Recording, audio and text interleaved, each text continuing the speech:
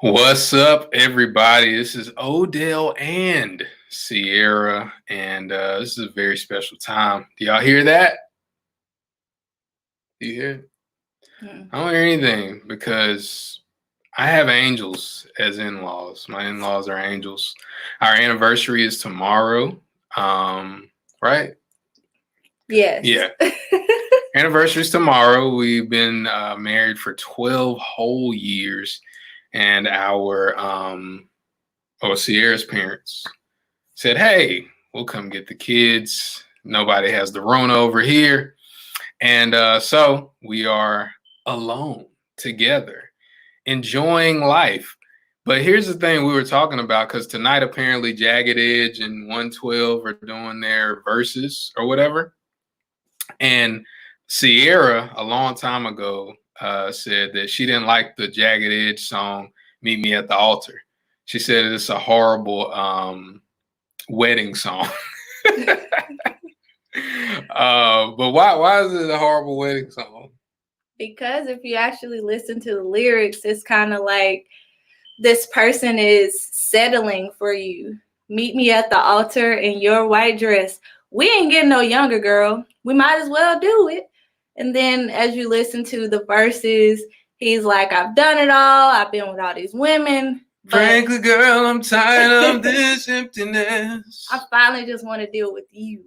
And that's it. Now, after all these years, because we too old to keep playing these games. And that's cool if you're 42 and you've been through a few marriages and things didn't work out well. I'm old, you old, why not? But if I'm 25 and I've never been married and you're coming at me with this kind of thing, then for me, not so much. Well, you all, if you didn't know already, my wife is a savage. She's a savage. She's the sweetest person in the world, but she's a savage. And here's what I mean. When we got married, we didn't get married the typical romantic way. It was more like it's kind of like a remix, kind of like, biblical days, like, you're gonna take care of my daughter, where's my money at, type thing. Old school 1950s, like, you gonna pay these bills? Okay, I'll marry you. You cute. Like, just take care. So yes, Cynthia, savage is a life skill. I agree with that. I definitely agree with that. And she has that. But it's one of those things where, and I titled this, I Don't Love My Wife Unconditionally, because I think songs, like the different things that get put into our psychology, make us think that I need to take all of this stuff from this person because I love them. So like the Music Soul Child song, where he's like, I'll love you when your hair turns gray. I'll still want you if you gain a little weight. Girl, the way we are is how it's going to be. I know I messed up, but as long as your love don't change like that, it's like he has that condition. And anybody that's watching this that is married or that has been in a serious long-term relationship, you know this. Mm-hmm.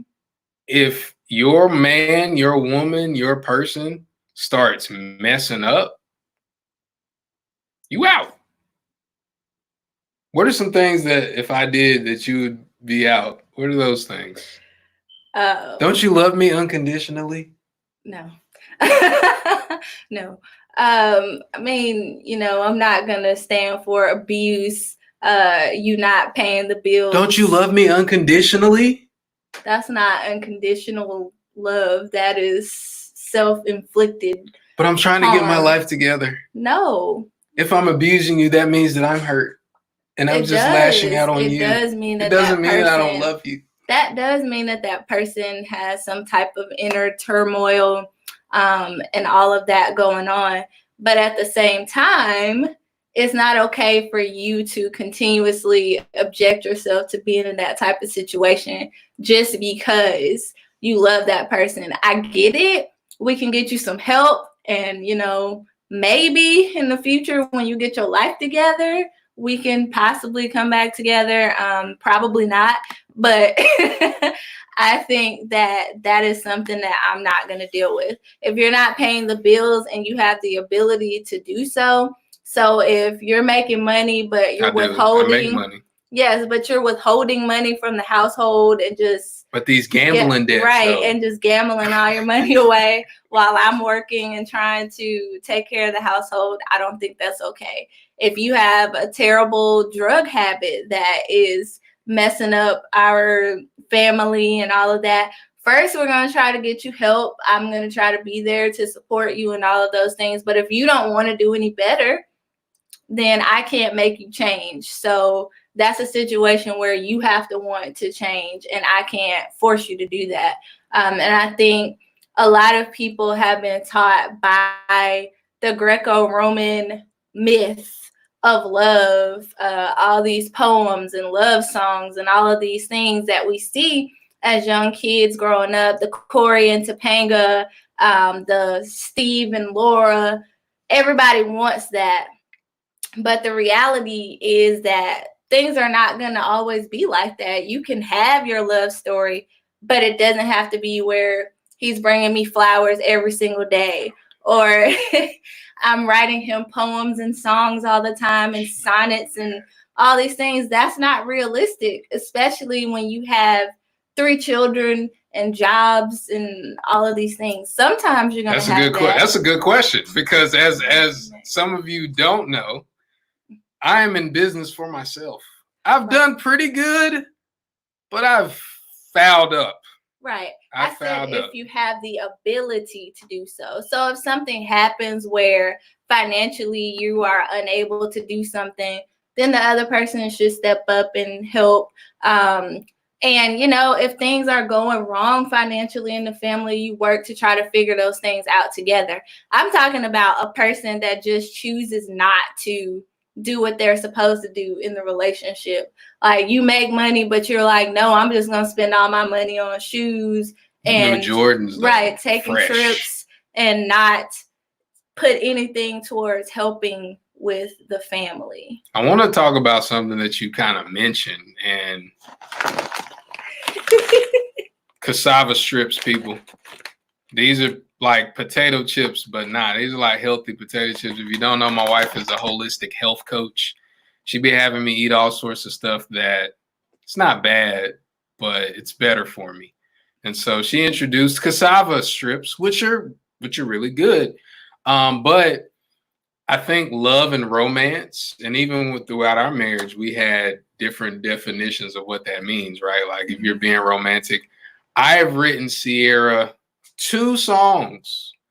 I proposed to her a rap song because I don't sing that well. I sing a little bit, but I rap a lot better. So I proposed rap song, and then our 10-year anniversary a little while ago, I wrote another song. And so I think for those that get involved with somebody and you see a relationship, maybe you see a relationship like ours, you see a relationship like other people, like, oh, well, he must come home. Odell, he flies around the world and he's making all this money. He must, every time he comes home from a road trip, he must have a bouquet of flowers just waiting for her. And every morning is a good morning text. I love you, babe. I love you. And she's texting me an hour before I get on stage. You do a great job, Odell Bazell, and I am praying for you every single time. It's not like that. It's not like that. And I'm sorry, it's not like that. And fellas, no. If you're looking at my wife and you're trying to get in on it, no. First of all. Do I slip up sometimes? Yes. But don't try it. Like, it's nice. You don't want to make the nice guys mad. But anyway. And you have to have a certain net worth before you step here anyway. So you're acting like I'm a gold digger. You're not a gold digger, but you ain't stupid. No, you're right. You're right. Anyway, talk about, like, if I come home with these, or I come home with some organic Pink Lady apples. Talk about that being romance just as good as, the rose petals and stuff. Right. So for me, romance means knowing the things that I like. Me personally, I don't like flowers. And not saying that I don't think that they're beautiful, because I do, but I don't think that people should pick them, because when you do, it kills them. And I would much rather have a house plant that you can just sit in the house and look at it than for you to go spend $40 on a bouquet of roses when you could have went to Whole Foods and bought me all of my favorite snacks, or bought something that I really like, or something that I really want, versus spending money on that, or something that we need. So for me, him bringing home cassava chips or bringing me apples, and that's kind of an inside joke for us. It's like, oh, honey, you bought me flowers. Like that's what I like. You have to know what your spouse likes and what makes them happy. Me writing him a sonnet is not gonna do anything. But if his neck is hurting, me rubbing his neck is, better to him than writing a sonnet. So is that gonna rub my neck? Yeah. That's gonna rub my neck face. But yeah, unrealistic expectations of what we have. Children, we have 3 very active children. We homeschool. And look, I'm going to say it rated G because it's public and our parents might see this, but kids mess up stuff. They mess up stuff all the time. You be looking at each other throughout the day like, ooh, girl, you got them quarantine stretch pants on today. Like, girl, I'm going to tell you, hear me? When you get home. But then the kids all day, daddy, mommy, screaming, crying, peeing on the floor, peeing on each other's beds. And that literally happened yesterday. Yeah. Peeing on the other one's bed, like not while they're asleep, awake. Oh, I'm going to just pee on doing stuff like that. By the time you put them down, I'm tired. You tired? I'm tired too. Let's go to bed. But I know what I had said earlier. Rain check. Tomorrow. Or you're like, oh, we're going to go on this wonderful family outing, and then we're going to put on the smooth grooves and do all that stuff. You got them kids, and they just in your room like, mommy, I just need some time. Daddy, I can't sleep without you. It's like you can be mean, and there are times, right, where it's like, nah, whatever, you about to sleep tonight. But a lot of the times, the stuff that you have envisioned when you have a family like you, it changes the dynamic, like totally. So you got to keep those things in mind. Don't have unrealistic expectations of each other. Just try to, work the best you can as long as you can. And we're going on 12 years tomorrow, wedding life, where we had that, all that stuff. What do you remember about the wedding? Not much. By the time I got there, it was halfway over. I mean, after all the things at the beginning, by the time I walked down the aisle, it was halfway over.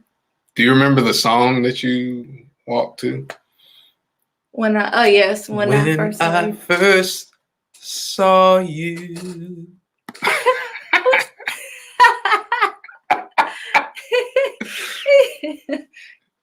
You're right. But anyway, Mike, you're right. But anyway, when I first saw you, I said, oh my. I did when I first saw her. Can I tell him All right, so listen. I don't tell everybody this. But when I first met Sierra, I didn't see her face. I saw her booty. Whew. No, don't stand up. Never mind. I'm tripping. But anyway, because Justin, my best friend in the world, was like, yo, I bet you won't go talk to that girl over there. And he pointed, she was walking away. Like she was going to get something from the, getting a drink or something in the dining hall. And she was walking. I was like, ooh. But when she came back where she was sitting, I really couldn't see her face. So it was like 50-50. It's like, is she going to be cute? And Justin be lying. So he was like, yeah, she all right, man. I'm telling you, she might be. I'm like, man, she probably ugly. But I saw her booty. I saw her booty. But then I fell in love with her beauty. as a person on the inside. And so we just wanted to share that with y'all really quick. We are going to go do what young couples do. We're going to go to Home Depot. We're going to go to Home Depot, masked up or whatever. Y'all stay safe. Y'all stay healthy. Keep your mentals healthy. And I know, especially if you have kids, well, shoot, even if you don't have kids, when you're in a confined space with the person that you love, sometimes you need some time to yourself. I watch bad television. That's what I do. I watch bad television. I watch serial killer documentaries when she's asleep. That sounded really weird when I said it. So I didn't mean it like that. Oh, I shouldn't have said that. So, but I do watch those types of things, not because I'm not going to explain it. I'm just going to say I watch bad TV, right? That's what I do. It's jail life. Jail life. What do you do? When I need time? Mm-hmm. What do you do? What do you do? I don't know.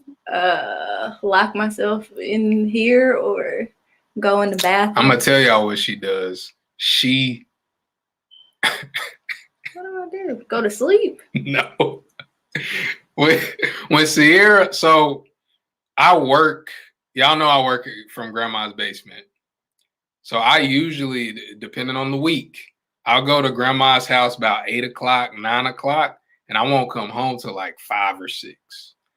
And so as soon as I come home, it's unspoken now. She'd be like, all right, I'll see y'all later. And she's like, she'll either go do some work and she will cut her senses off to the children. She'll be like, mommy, your daddy right there. Your daddy right there. He's over there. Nope. She be on her phone. That's what she does. Like I don't know how she does it because my senses won't allow me to do stuff like that. Like I can't. That's why I have to like physically leave. But she'll be sitting right there on the couch. Oh, you need to take a bath. Your daddy will be in there in a second. That's true. I've been here all day. Shoot. I'm gonna go take a shower. See y'all tomorrow. Like but whatever you have to do, just do that. Make sure that you're communicating and talking. Know that you're on the same team. Man, listen. So Mike, I don't know if you noticed, I worked at a jail for 5 years. So I still have like PTSD and stuff like that. But I'm still connected to it. I still feel like I have to be there. But anyway, we love y'all. We appreciate y'all. Love you like play cousins. And we'll see you on the next one. Take care. You got the stock smile where you end it.